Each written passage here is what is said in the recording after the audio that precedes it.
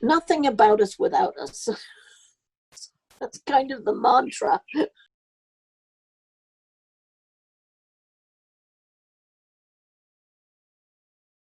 I have been a nurse since before ADA and since. I was not disabled when I went through nursing school, but at age 32, I was diagnosed with multiple sclerosis, and very shortly after that, I became permanently visually impaired.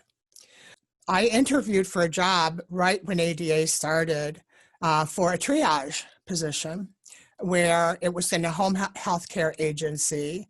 And it was so ironic the way it happened. When I went in to see the director of the healthcare agency, um, and I used my white cane, she said to me, "Oh no, I might be willing to hire someone who uses a wheelchair, but not someone who's blind." And that was right when ADA was starting.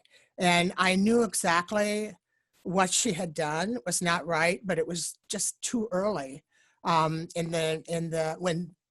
the ADA was first enacted. Originally, I went into school. I did not disclose that I had one hand when I applied, which you don't have to. And I never thought there was a reason to, because I have done everything in my life. Prior to that, I played rugby. I was doing swimming, tennis, I never had an issue doing anything. When I went to the school, when I was in one of their the dummy clinical simulation labs, they called me to the office and said, you have to take this exam, basically saying you have to take this exam, seeing if you can complete these nursing skills that I've never learned before, because it was only my first week of school. And you have to be able to complete them by tomorrow in this lab with like 2 other professors, and no one else was taking this exam.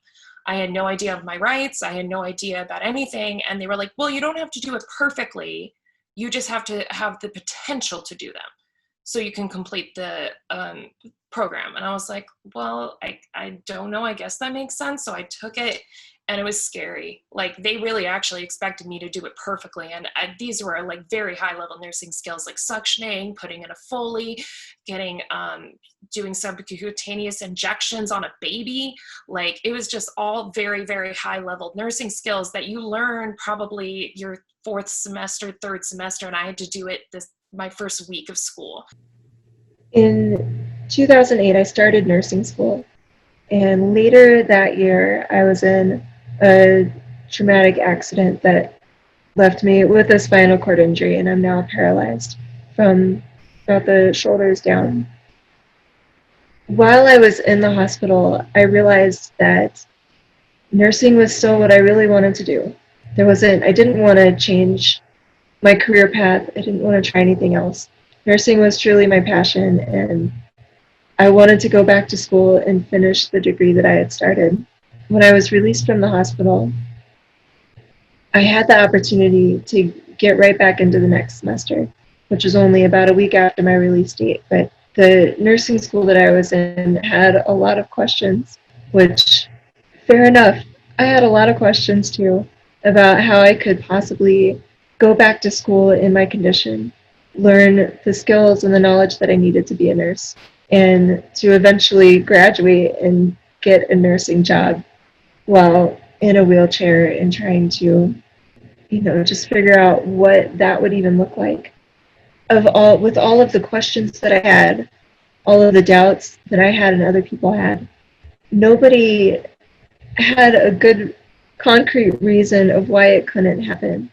There was just a lot of uncertainty around it, but there was no solid reason for why I could not graduate and become a nurse. So I pushed forward with it. There were a lot of things that happened that I did really need help with, very specific circumstances. Some things that I thought were not the right way to go about getting me back into school. I was asked to complete a full head-to-toe health assessment on another person.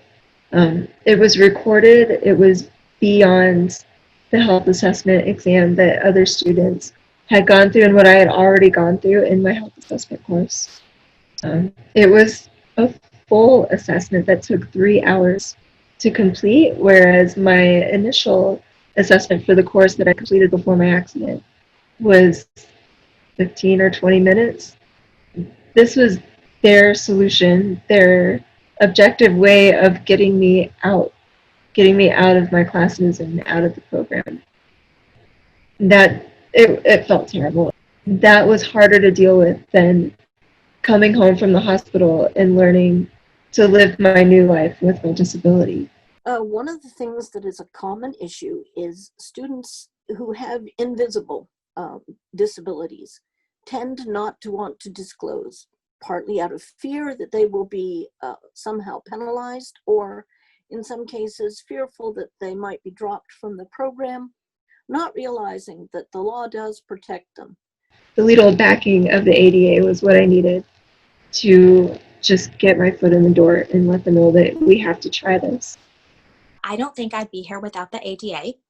And that's because the ADA has streamlined and provided guidelines and parameters of what's reasonable accommodation, what's not, and basically allowing people to gain the accommodations that they need to be successful in the workplace. It's allowed employees to be on the same playing field as their colleagues. And it's made employers accountable. Without the ADA, they could have just said, like, no, you obviously won't be safe to practice as a nurse, and what would you possibly do anyway? And they could have just stopped everything right there. ADA has definitely made a big difference as far as like making sure you know your rights as a person with disabilities, and realizing like what happened to me should never ever happen. I used the ADA originally and then found NOND through the ADA. And then we ended up working with the university that kind of kicked me out, and ended up working with them so that they would allow people with disabilities in their university and their nursing program. I did not know my rights at the time. And so when I found NOND, they were supportive. They advocated for me. They empowered me. And I felt so alone and fearful and isolated that I'm only going through this. This is only happening to me. I found them at a pivotal point. And they, they educated me about what was within my rights to ask for accommodations, and what I was doing was not wrong. And I needed to hear that. I needed to hear that reassurance. I needed that guidance. I reached out to the National Organization for Nurses with Disabilities because I really had no idea what I was doing, and I needed the help of people that were already in the nursing field who knew what the job was like, knew the ins and outs of the daily tasks that you'd have to go through as a nurse, and could really tell me whether or not this was something worth striving for.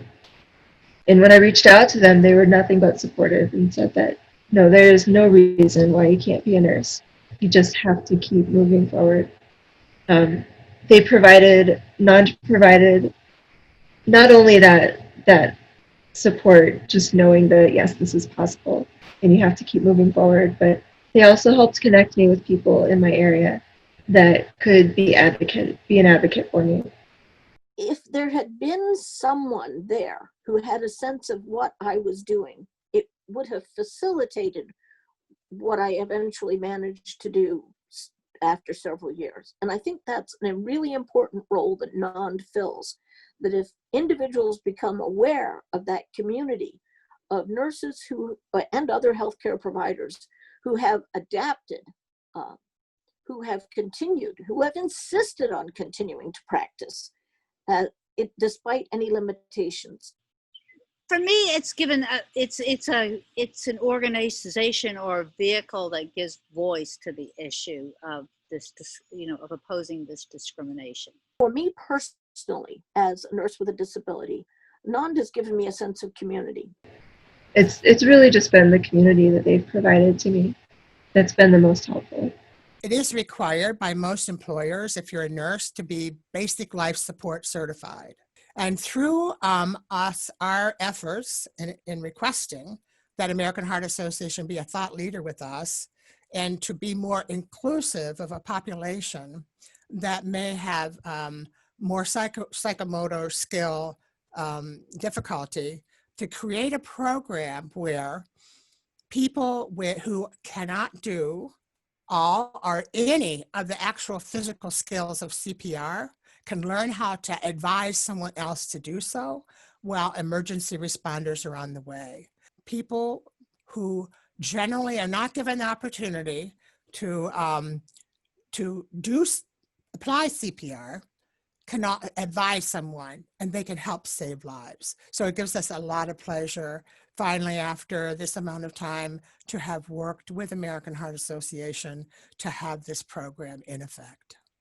I feel like our directors have gone through so much to get where they are that we have this fire in us to help other people and empower and mentor, because if we can do it, you can do it.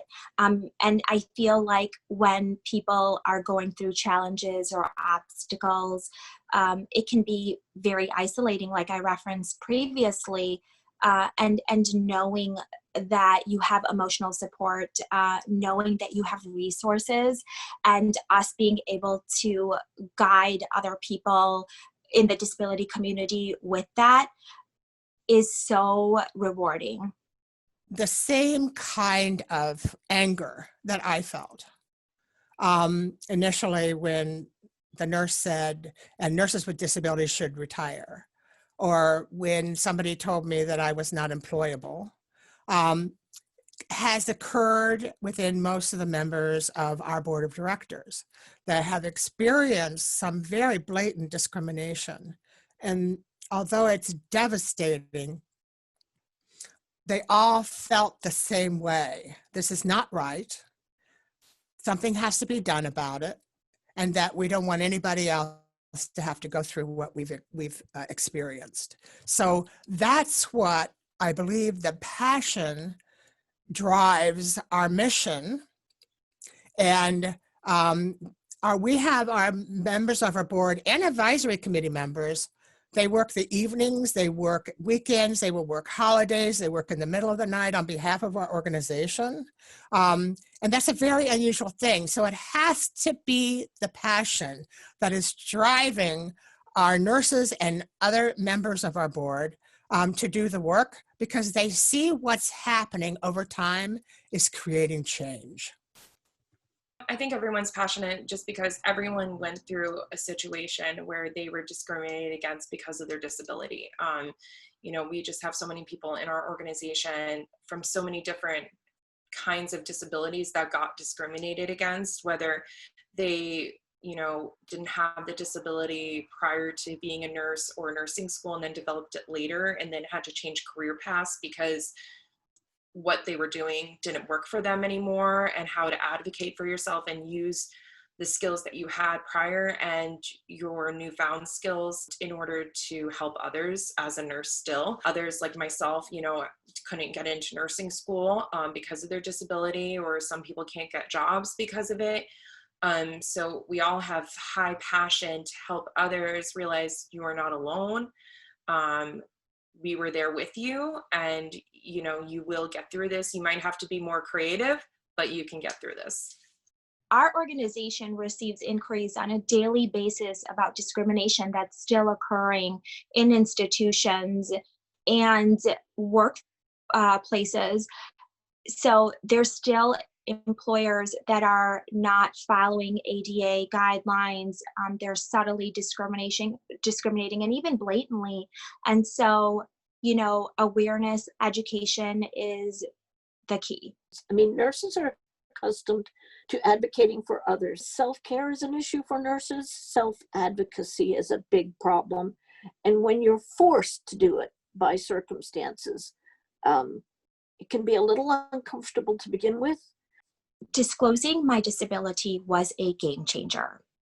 It was pivotal. It was like I was liberated because I think it was truly the acceptance of myself And you can't ask for acceptance of yourself if you don't accept yourself. And so it's been very liberating, and I've been able to reach a lot of my goals because I'm not hiding something. We have an aging workforce of nurses. Many nurses who develop disability and chronic health conditions after they've received their license and after they've been working sometimes don't even know that they could continue in the nursing profession. Know your rights. So, and oftentimes we lean on the employer to follow guidelines and parameters and do the right thing. And I got to tell you, what I've learned through my experience is sometimes they don't know. They're not aware. So you might be in a situation where you're providing the education. Feel empowered to say, this is what I need to be successful. And if you have to go to the ADA, resource center and find resources that will advocate for you or back you up, do that. Nurses who are disabled figure it out. We may do things differently, but we can come out with the same outcome. Before, when we first started, nursing schools was saying, no, there's only one way to do things, and that's the way you have to do it. But what they have learned is no, there are different ways you can do things and come out with the same outcome. There's just this general assumption that life after acquiring a disability is not going to be that great. And whatever dreams and goals you had, you can just set those aside now. Probably won't be able to fulfill them the way that you thought that you were. I feel like that needs to change. There needs to be just a general mind shift in the way that we view people with disabilities. Obviously, there's many jobs in nursing besides being in an operating room. And being able to do every single job in nursing doesn't define you as a nurse. What defines you as a nurse is up here. If you ever wanted to be a nurse and you gave it up because you didn't think you could be one, let that dream come alive. It's important that you know that people with disabilities are highly qualified as nurses and other healthcare professionals, including doctors. So if you have a dream, follow it. Happy 30th anniversary, ADA, and don't forget to wear a mask. Happy 30th anniversary of the Americans with Disabilities Act. And, oh, by the way, you guys out there, wear a mask. Oh yeah, wear a mask. Oh, and also wear a mask. I do every time I go out. Wear a mask. Guys, it's so easy.